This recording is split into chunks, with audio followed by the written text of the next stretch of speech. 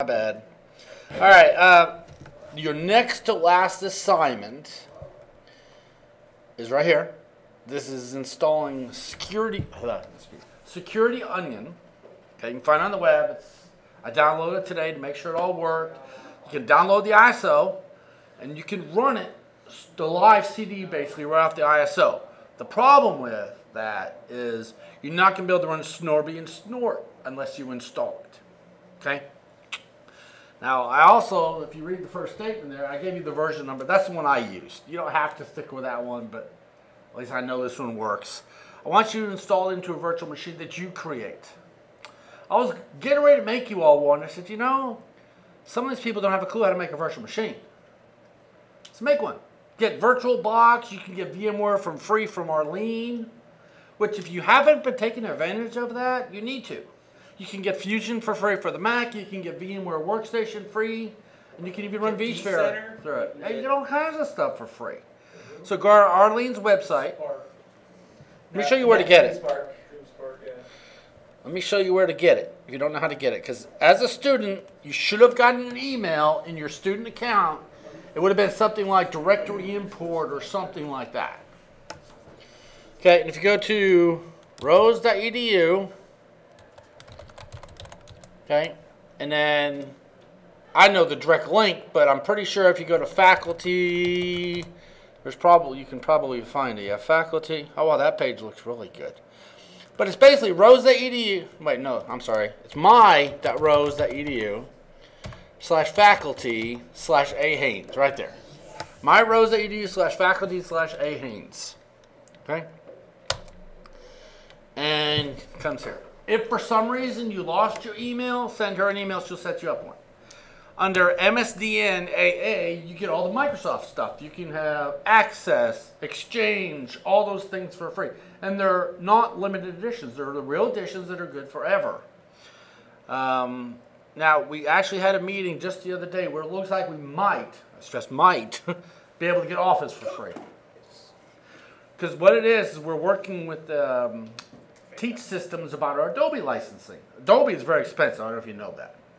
Well, he was here talking to our people, and he's like, you know just how you got your Microsoft licenses where you can give Office to the students? And they're like, what? Because, yeah, I'm pretty sure you have enough of a volume where you can do that. They're checking into it. So, but at the moment, you can't, but you might be able to be soon. But under MSDN, you can get Visio, you can get Access, you just cannot get the Office suite from there. You can also get all the Windows operating systems. Yes, you can. You can get all the way back to DOS 622. Operating I couldn't system find really good for a XP certain or time though, right? Well, it's because Arlene probably turned it off. No, they're good for ever. So Yeah, what it is we, as administrators, we got to go in and say, yes, list all, or else that list is so huge. And also, when you download, be careful because there's like debug editions, which are huge, got a bunch of crap you don't need. So, but yeah, you can get a lot from there. And under the VMware VM site, you can get Workstation. Server's free anyway. Workstation's better than server. You don't know. You can get Workstation. You can get vCenter. You can get ESX, Fusion, all that kind of. Now the Fusion does expire in a year, which kind of sucks. So But- it's vCenter. That's right, and they do. ESX. That's right. Because I just had to update my Fusion through there, but it's free. So if you lost your little thing, email Arlene. She'll shoot you another one. Okay. But yeah, so download, create a virtual machine. Here's exactly how I did mine. Was I created a new Linux 2.6 version of Linux. Because when you create a new virtual machine, you got to pick Windows or Linux. Then it's kernel 2.6, I think is what I selected. And I created it for 20 gigs. I think it needs around 7. But if you create more, there's space for it to grow, and it will use all 20 gigs. So I created a 20 gig image. I linked to the ISO, which is pretty simple. You just point your CD-ROM to the ISO you downloaded, and you can run it from there. Just run it. I ran it with 1 gig of memory and it was very sluggish. I ran it again with 4 gigs of memory. Man, that sucker's flying. So, give it more memory if you can. So, link to the ISO. When you first bring it up, you can use the tool, but like Snort's not installed, Snoopy's not installed, Snorby's not installed. At that point, on the desktop, there's an icon that says Install. Click Install. It's not hard. English, Chicago time zone, that kind of stuff. Just let it do everything automatic.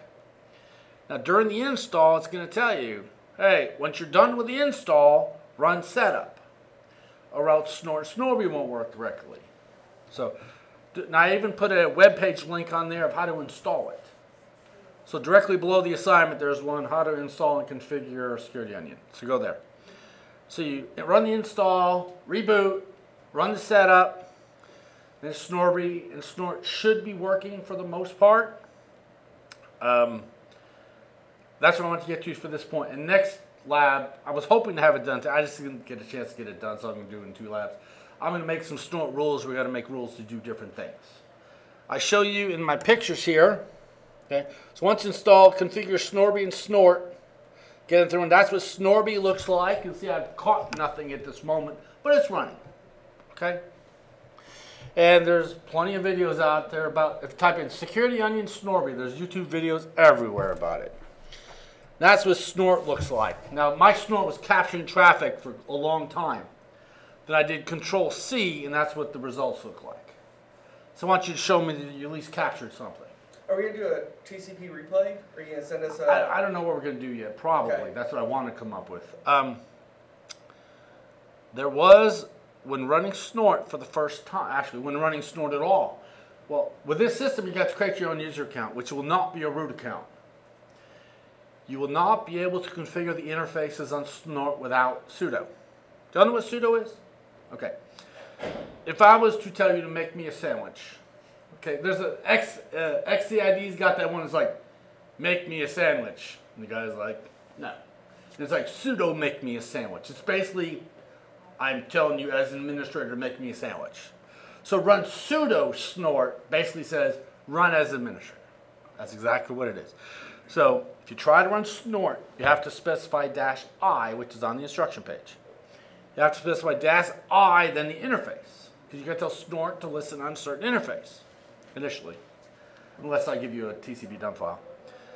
But you can't. It won't work. Now if you run sudo snort -I ETH0, whatever your interface is called, then it works perfectly. So I didn't even think about why isn't mine working? It kept giving errors and oh, I know why. Sure enough, with sudo it worked fine because you don't have the ability to specify the interface. So get Snorby in there. The whole point is Snorby's like an IDS. Snort's going to catch stuff and Snoopy's actually going to be displaying the results from it. So it'll be kind of cool to play with. And I want you all to create your own virtual machine to do this. Now if you can't create one, say it's impossible. You know, I have one right here that I made for myself, which is the golden image. I can give you one, but you're going to lose 10% of your grade. Okay? Because, you know, when you get on with this program, hopefully you can go home and, hey, there's a new version of ABC out. I want to run it. Be nice to know. A VirtualBox is free, isn't it? Mm-hmm. Yeah. So if you don't want to play with VMware, go download Virtual. It's from Oracle, isn't it? Yes. Oracle, I think. Yeah. Windows has another one too. I'm trying to... Hyper-V. That one's not the free one, is it? No. There's a couple different ones out there, but VirtualBox is free, and you can create a virtual machine. You can actually have VMware Player for free. You can actually create machines now in VMware Player. So if you want, you can use VMware Player. Just go to the website, download VMware Player. It's free, lasts for life. VMware Workstation is probably the best. You can make machines, and you can even use it as your vSphere client to connect to vSphere. You connect through it. It's like version 10 or something like that. Well, I have a version of Workstation that is so old, I can't upgrade it. I have to buy another. Oh, nice. Well, go to our lease page. You get a new license. There you go. You're set. But it's not hard to do. But it's going to take you more than 5 minutes. So don't wait until about 5:30 next Thursday because you won't have that. But next Thursday, I'm going to give you the last assignment, and we'll talk about the final. So we're done after that. The week after that's the finals week. So, all right. Now, if you want to know what it looks like, just so you know you're running the right thing, let me show you what it looks like. While that's powering up, I'm going to show you kind of what it. Where's it? Come on. The edit settings. Depending on which virtual software you use, like you see in here, I actually set up a CD-ROM and I pointed to my ISO file. That's what you guys would do. You download the ISO to your desktop somewhere. Then under CD-ROM, you specify an ISO file. don't try to install the ISO. I mean, just run it through here. Then it actually links right to it, and it's super easy. Make sure you say connect the power on, or else it's not going to work. But so it's pretty simple to do. Again, you won't be doing this out of vSphere, but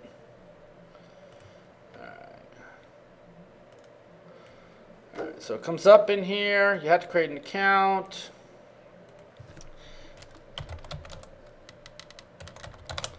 I did notice that my desktop was smaller, and I went into the display properties and locked my system up. I had to reboot it. So if you have issues like that, you know, there's my Snorbies right there, and you can snort from the command prompt. So it's pretty simple to do. It's, come on. See, watch, let me show you this. -I, ETH0, that's it. Okay, it's not going to work. Sudo. Yeah. I know, I'm going to show you without sudo. That's what you're going to get. You'd be like, what the heck? And if you just run it with the -I, it'll show you all the options. Tons of options for it. Okay? So again, if you run it without sudo, that's what you're going to get. If you run sudo, and then you put in your password, then it's starting to run. So you see the sudo does make the world of difference on this thing. I was like, why is it working? And I go, oh. Now, if I had logged in as root, then I could have ran it. It would have been fine. But you're not supposed to do that. And you can actually see it's really broadcast traffic what it's getting now. So, but I like the idea of doing a TCP dump. I actually, The only thing, it throws all of your timestamps off. Oh, okay. And all that stuff. But see, when I was at TU, I actually had to capture network traffic and then use it for my sniffer. That would be great for something like this. I'm glad you said that. So, but kind of a cool tool, and we're going to play with the rules a little bit next time. But at least get yours to this point, and then if you stop it, it'll show you what it captured. So easy enough what you need to do. Okay. On D2L, I did put the link how to install it. It's right on the assignment. It's like whatever. It's right there. It's not hard to do. But just do it. If you can't get a virtual machine running for some reason, I can make you one. But you lose 10% of your grade. Okay. So this should all be broadcast traffic since I did nothing.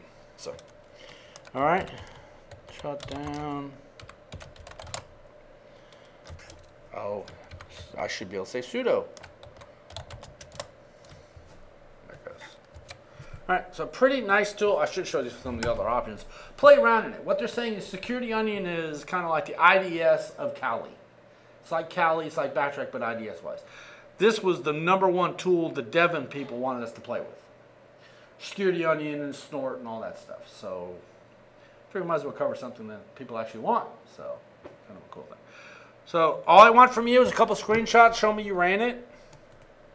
And don't send me my own screenshots back. I was waiting.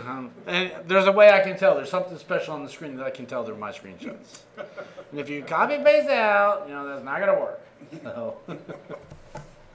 So, you see, yeah, I knew I was expecting. Okay, so pretty simple assignment. Any questions on it?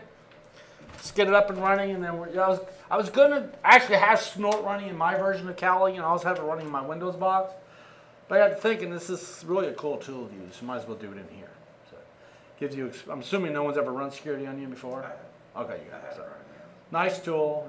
And you can run it off a flash drive, by the way. So you can install it on a flash drive and run it off of there, and that way you really don't need anything. So Really? How would that work? you can actually boot. You can run the ISO right off your flash drive. The flash Yeah. drive. I got you. Yep. So you can do that. And if you really wanted to look at the ISO, 7-zip and stuff like that allows you to browse and install right from the ISO. So you could do that as well. So there's lots of options for you. I don't know. Is there a Windows version of this too? I don't think so. But it's all pretty much virtual machines. But I put a link up there. You can download it many places. You actually get it off of SourceForge.